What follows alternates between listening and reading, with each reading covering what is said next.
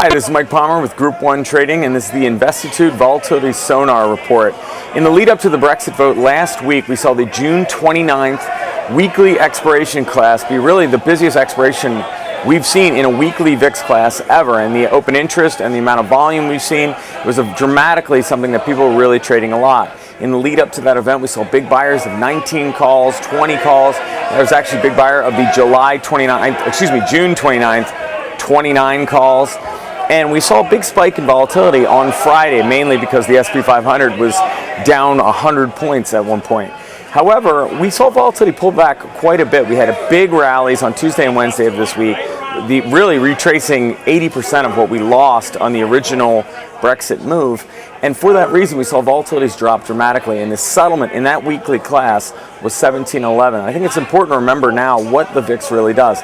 It is a forward-looking 30-day volatility measure. It tells you what the volatility is expected in the market over the coming 30 days. As we have rallies, people naturally will assume that we're going to have lower volatility for the resulting 30 days. Again, market is up today, only modestly, but we're seeing the VIX in again another dollar, trading 15.60. That surprised a lot of people, including us, to be honest. But that is what this is that once we have a big sell-off, we do see the VIX spike, but big rallies have the same effect. Now, the trading we've seen lately, we've seen a lot of buyers in weekly options of the puts. We saw a big buyer of the new August 3rd expiration 15 puts today. And there was actually a big trade today that is sort of related to that as well, and they bought what is known as a Christmas tree. They sold the 17 puts in July, and they bought the 16 and 15 puts in July. They collected 14 cents to do so.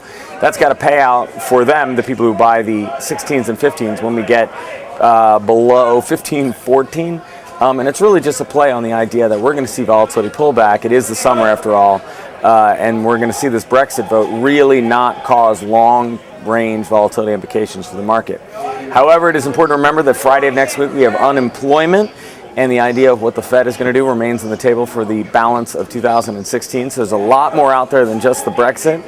But right now it looks like volatility is pulling back. We're trading in the 15.5 range, which is definitely lower than anybody was expecting on Friday of last week, but certainly makes sense considering what the S&P 500 has done since then. This is Mike Palmer with Group 1 Trading, and this is the Investitude Volatility Sonar Report.